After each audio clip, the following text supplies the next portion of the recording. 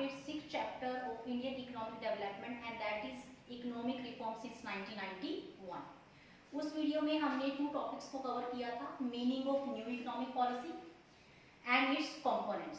Components में हमने किया था लिबरलाइजेशन, प्राइवेटाइजेशन एंड ग्लोबलाइजेशन, और साथ में हमने कवर किया था liberalisation and its observation. Today we are going to start next topic and that is economic reforms under liberalisation. It means liberalisation के अंडर कौन कौन से रिफॉर्म्स हुए। रिफॉर्म्स का मतलब होता है changes, and liberalisation it means policies को जब गवर्नमेंट ने इजी बना दिया था, उसको डिफरेंट टाइप की जो रिस्ट्रिक्शंस थी वो उसको हटा दी गई थी। तो लिबरलाइजेशन में जो इकोनॉमिक रिफॉर्म्स हुए उसको फर्दर 4 पार्ट्स में डिवाइड किया गया है। First that is industrial sector reforms. Industrial sector जैसा कि नाम से ही पता चल रहा है, इंडस्ट्रियल जो सेक्टर था उसके ऊपर जो डिफरेंट जो रिस्ट्रिक्शंस थी उसको रिमूव किया गया। Second that is financial sector reforms. Financial sector means fund से रिलेटेड, फाइनेंस मनी से रिलेटेड जो सेक्टर था। Third one that is fiscal reform. Fiscal का मतलब होता है गवर्नमेंट का रेवेन्यू है, जो गवर्नमेंट के रेवेन्यू और एक्सपेंडिचर्स होते हैं। And last one that is external sector reforms. External means एक कंट्री का अदर कंट्रीज के साथ जो भी ट्रेड होता है, जो भी फॉरेन जो ट्रेड है, फॉरेन जो भी रिलेशंस थे उसमें क्या क्या चेंजेस हुए। इस वीडियो में मेनली हम 2 टॉपिक्स को कवर करेंगे, that is industrial sector reform and financial sector reform. तो फर्स्ट ऑफ ऑल स्टार्ट करते हैं इंडस्ट्रियल सेक्टर रिफॉर्म के साथ। इंडस्ट्रियल सेक्टर में क्या क्या चेंजेस हुए, उसमें क्या क्या डिफरेंसेस आ गए एज कंपेयर टू बिफोर 1991। तो सबसे पहला जो चेंज आया that is abolition of industrial licensing. Abolition का मतलब होता है हटा देना, रिमूव कर देना। इट मींस अगर हम बात करें 1991 से पहले, न्यू इकोनॉमिक पॉलिसी से पहले की अगर हम बात करें तो मैक्सिमम जो इंडस्ट्रीज होती थी, अगर हमें कोई भी इंडस्ट्री ओपन करनी है, हमें कोई बिजनेस स्टार्ट करना है तो उसके लिए हमें लाइसेंस की जरूरत थी। It means without licence we are not able to start any business. But new economic policy जो कि किसमें आई, जुलाई 1991 में।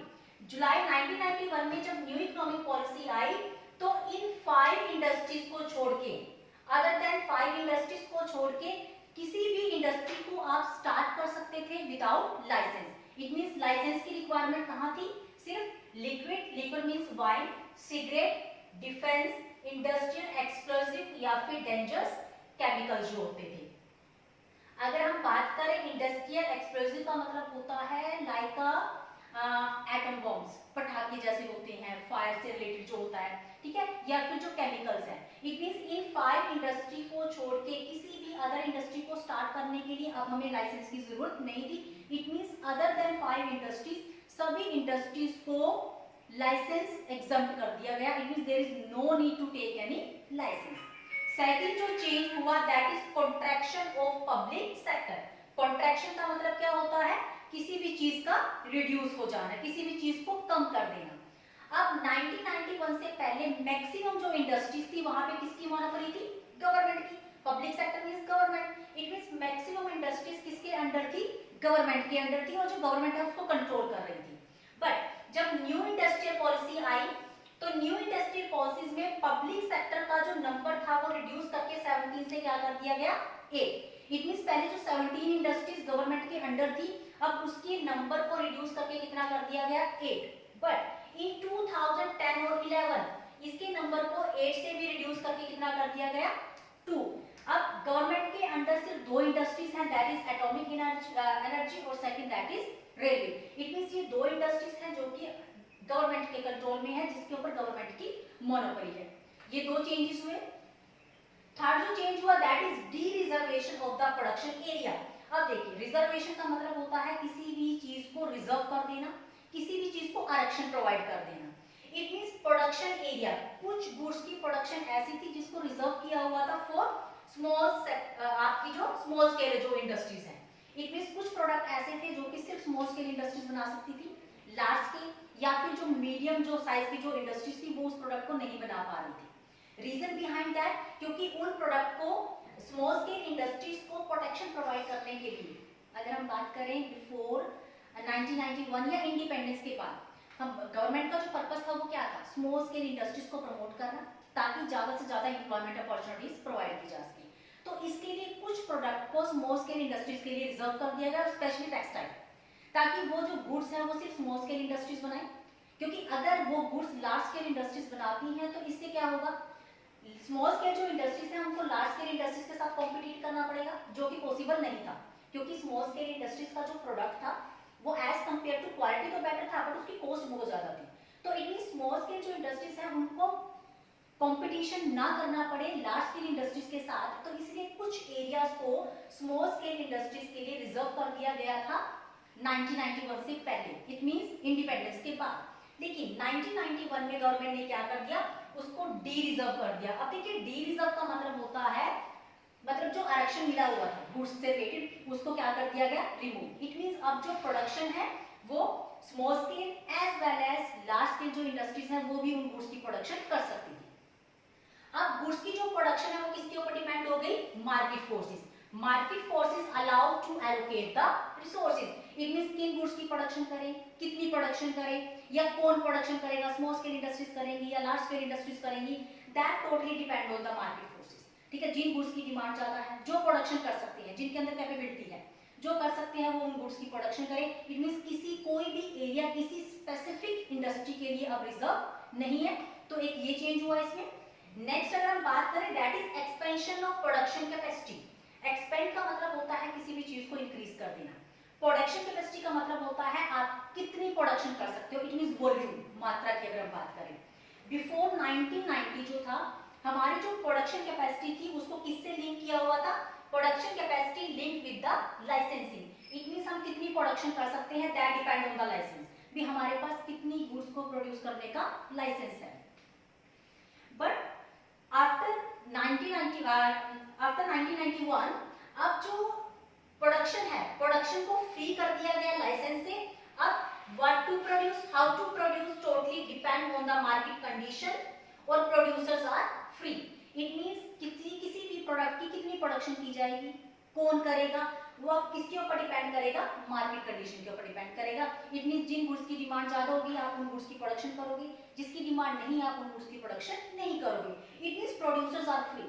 अब प्रोड्यूसर्स के ऊपर बाउंडेशन नहीं है, मतलब उनको हर चीज के लिए गवर्नमेंट से पूछने की जरूरत नहीं है, गवर्नमेंट की जो रिस्ट्रिक्शंस है उसको रिमूव कर दिया गया।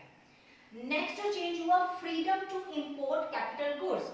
इंपोर्ट मींस फॉरेन से गुड्स को परचेज करना, कैपिटल गुड्स का मतलब होता है fix assets. It means capital goods means मशीनें, इट मींस वो गुड्स जो आपकी फर्दर प्रोडक्शन करने में हेल्प करती हैं। तो कैपिटल गुड्स में मेनली हम किनको इंक्लूड करते हैं, अपने फिक्स एसेट्स को इंक्लूड करते हैं। मेनली उन गुड्स को हम इंक्लूड करते हैं जो कि फर्दर प्रोडक्शन करने में, फर्दर प्रोसेसिंग में आपकी हेल्प करती हैं, जैसे कि ट्रैक्टर हो गए, थ्रेशर हो गए, मशीनें हो गई, that all are capital goods. अब कैपिटल गुड्स की रिक्वायरमेंट क्यों थी, to upgrade their technology. It means अगर हम जो गुड्स बना रहे हैं लेकिन हमारी जो टेक्निक है वो ओल्ड है और हमें अपनी टेक्निक को अपग्रेड करना है, तो इसके लिए हमें फॉरेन से कैपिटल गुड्स को परचेज करना था। तो अब आपकी जो कैपिटल गुड्स का जो इंपोर्ट है उसको फ्रीडम प्रोवाइड कर दी गई। No permission from government to enter into international agreement for import. It means अगर हमें फॉरेन से कैपिटल गुड्स इंपोर्ट करनी है और उसके लिए हमें कोई इंटरनेशनल एग्रीमेंट करना है, किसी अदर कंट्री के साथ कोई भी एग्रीमेंट करना है, तो इसके लिए हमें गवर्नमेंट से परमिशन लेने की जरूरत नहीं थी। इट मींस कैपिटल गुड्स का जो इंपोर्ट है वो भी फ्री कर दिया गया, उसके ऊपर जो बाउंडेशन, जो रिस्ट्रिक्शंस थी उसको भी रिमूव कर दिया गया। एक बार फिर से देखेंगे। इट मींस जो इंडस्ट्रियल सेक्टर रिफॉर्म्स हुए, इंडस्ट्रियल सेक्टर में जितने भी चेंजेस आए वो क्या थे, फर्स्ट इंडस्ट्रियल लाइसेंसिंग को रिमूव कर दिया गया, other than these 5 industries. In 5 industries को छोड़ के सभी इंडस्ट्रीज को लाइसेंस एग्जम्प्ट कर दिया गया। सेकंड जो चेंज हुआ, पब्लिक सेक्टर जो इंडस्ट्रीज थी उसकी जो नंबर्स थे पहले 17 से 8 कर दिया गया, बट 2010-11 में उसका जो नंबर था वो कितना रह गया, सिर्फ 2, एटॉमिक एंड रेलवे। ये 2 इंडस्ट्रीज हैं जो कि अब गवर्नमेंट के अंडर है। थर्ड जो चेंज हुआ, प्रोडक्शन एरिया को डी रिजर्व कर दिया गया। इट मींस वो एरिया जो पहले स्मॉल स्केल इंडस्ट्रीज के अंडर थे उसको फ्री कर दिया गया। अब लार्ज स्केल इंडस्ट्रीज भी वहां पे अपनी इन्वेस्टमेंट कर सकती थी। नेक्स्ट जो चेंज हुआ, प्रोडक्शन कैपेसिटी को एक्सपेंड कर दिया गया। प्रोडक्शन कैपेसिटी का लिंक किससे था, लाइसेंस के साथ, लेकिन अब उसको लाइसेंस से फ्री कर दिया गया। और नेक्स्ट जो चेंज हुआ that is import of capital goods. It means हम कैपिटल गुड्स को इंपोर्ट कर सकते हैं लेकिन उसके लिए हमें लाइसेंस की जरूरत नहीं।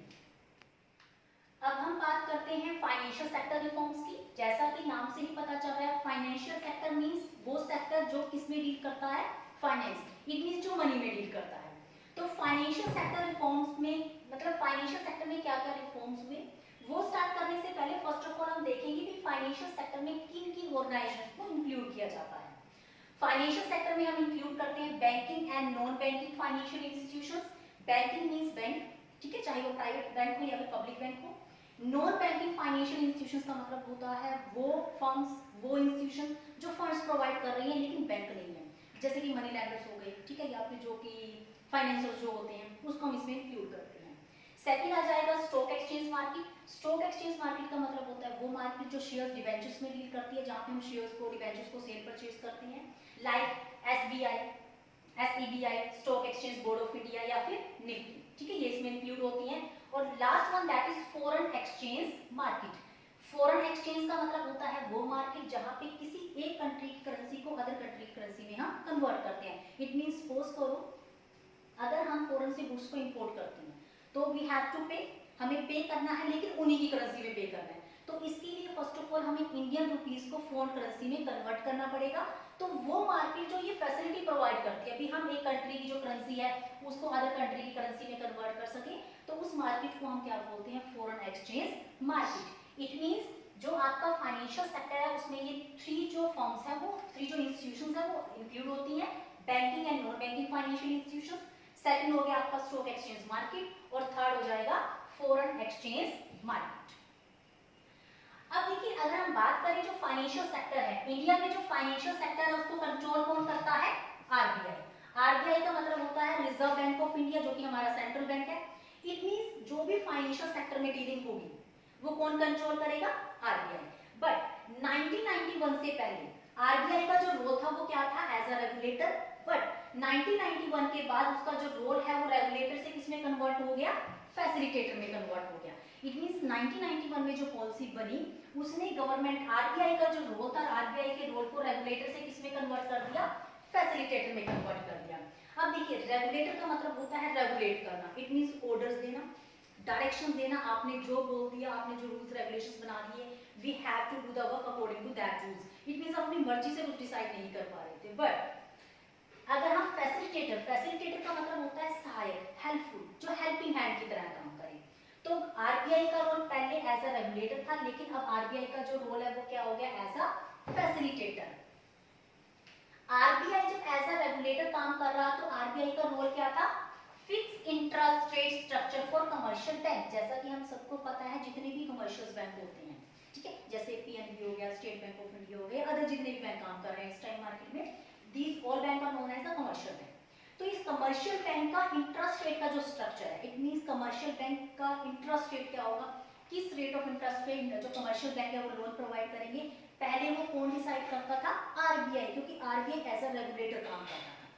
लेकिन अब आरबीआई का जो रोल है वो क्या हो गया, फैसिलिटेटर। अब फ्री प्ले, मार्केट फोर्सेस का फ्री प्ले हो गया। इट मींस जो भी इंटरेस्ट रेट है, ठीक है, इट मींस जो लोन है वो किस रेट पे मिलेंगे, उसकी इंटरेस्ट रेट क्या होगी, अब वो कौन डिसाइड करेगा, मार्केट फोर्सेस। मार्केट फोर्सेस क्या होती हैं, demand and supply. It means loans की कितनी डिमांड है, लोन्स की, फंड्स की कितनी सप्लाई है मार्केट में, जहां पे वो दोनों एक दूसरे को कट करेंगे, जहां पे भी इक्विलिब्रियम आएगा वहीं पे आपका इंटरेस्ट रेट डिसाइड हो जाएगा। इट मींस अब आरबीआई डिसाइड नहीं करेगा इंटरेस्ट रेट को। Commercial bank now free to decide interest rate. पहले कमर्शियल बैंक फ्री नहीं थे, पहले कमर्शियल बैंक को अकॉर्डिंग टू आरबीआई काम करना पड़ता था, लेकिन अब कमर्शियल बैंक जो है वो फ्री हो गए अपने इंटरेस्ट रेट को डिसाइड करने के लिए। अब इसका जो बेनिफिट हुआ, इट मींस कमर्शियल बैंक को फ्रीडम प्रोवाइड कर दी गई, मार्केट फोर्सेस को फ्रीडम प्रोवाइड कर दी गई।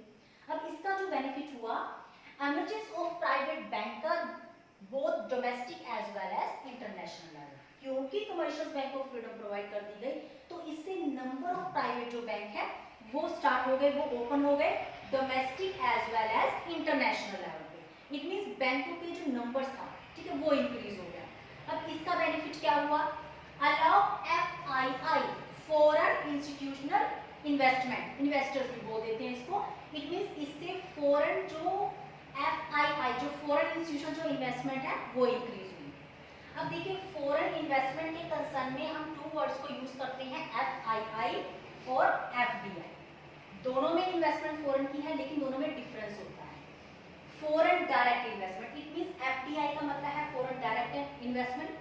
और फॉरेन डायरेक्ट इन्वेस्टमेंट होती क्या है, सपोज करो फॉरेन से कोई भी कंपनी इंडिया में आई, जैसे MNCs होती है, फॉरेन की कोई कंपनी इंडिया में आई, उसने अपना जो बिजनेस है इंडिया में सेटअप किया, यहाँ बिजनेस स्टार्ट कर दिया, ठीक है, यहाँ पे ओनर भी वही है, कंट्रोल भी वही कर रहे हैं, तो उसको तो हम बोलेंगे फॉरेन डायरेक्ट इन्वेस्टमेंट, क्योंकि वो डायरेक्ट हमारी इकोनॉमी में पैसा इन्वेस्ट कर रहे हैं। एक होता है फॉरेन इंस्टीट्यूशनल इन्वेस्टमेंट।